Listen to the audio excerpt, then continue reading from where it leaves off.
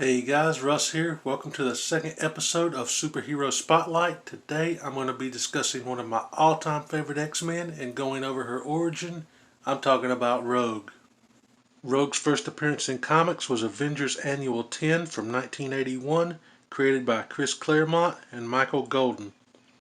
Rogue's powers include absorption of life force, abilities, memories, personality, and physical characteristics of others via skin-to-skin contact. Flight, superhuman strength, speed, durability, previously and permanently absorbed from Carol Danvers and later from Wonder Man. Rogue has the involuntary ability to absorb and sometimes remove the memories, physical strength, and superpowers of anyone she touches. Therefore, Rogue considers her powers to be a curse. For most of her life, she limited her physical contact with others, including her on-again and off-again love interest and eventual husband, Gambit. However, many years later, Rogue finally gained full control over her mutant abilities. In Rogue's early years, Rogue's parents Owen and Priscilla married early in their relationship and lived in a back-to-nature hippie commune in Mississippi. Born as Anna Marie, she also enjoyed the attentions of her Aunt Carrie. On her mother's side, the commune's failed attempt to use Native American mysticism to reach the far banks resulted in Priscilla's disappearance. Carrie took over Anna's care. In her grief at the loss of her sister, she was strict and authoritative.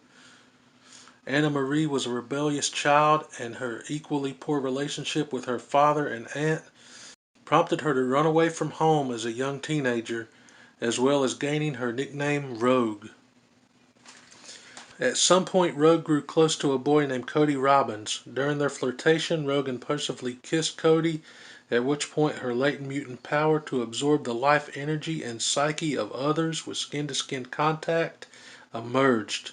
Cody was left in a permanent coma, and Rogue was traumatized by the experience. Not long after, Rogue was approached by Mystique, who sought her out on the advice of her partner Destiny. In time, Mystique turned Rogue's loneliness, envy, bitterness, and despair into anger, thus recruiting her into the Brotherhood of Evil Mutants. Rogue fought alongside the Brotherhood against many superheroes including X-Men, Rom, Dazzler, and the Avengers, and was a devastating enemy to them all. In her first mission, Rogue encountered Carol Danvers, aka Miss Marvel. Rogue and Miss Marvel fought, and through the prolonged contact, during which Miss Marvel fought valiantly to retain her consciousness, Rogue absorbed her powers permanently.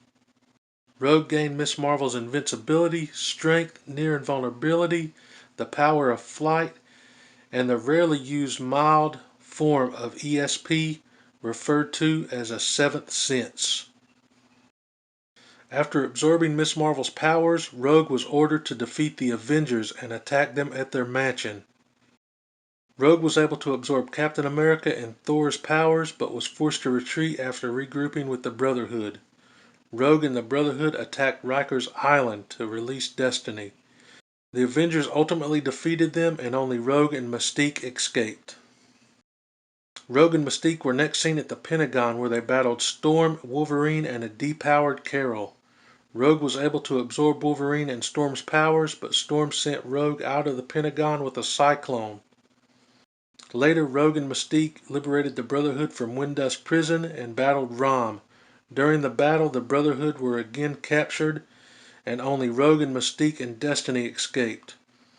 Rogue began to suffer more acutely from having Carol Danvers' memories in her head. Desperate, Rogue turned to Professor Charles Xavier and the X-Men. Carol Danvers, now powered again and called Binary, attacked her on sight.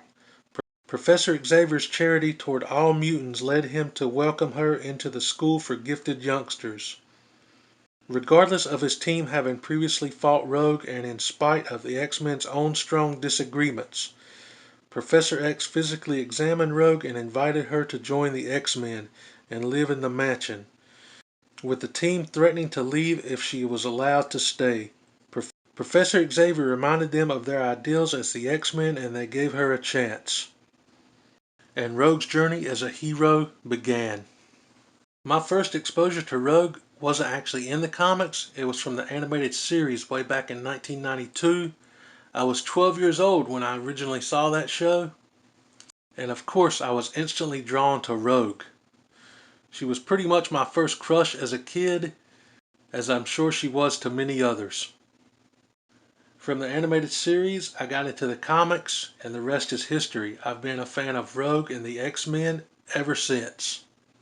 Alright, that does it for this episode of Superhero Spotlight. I hope you guys enjoyed that look at Rogue's origin, and I'll catch you in the next episode.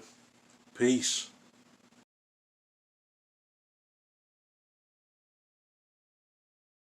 What did you say his power level is?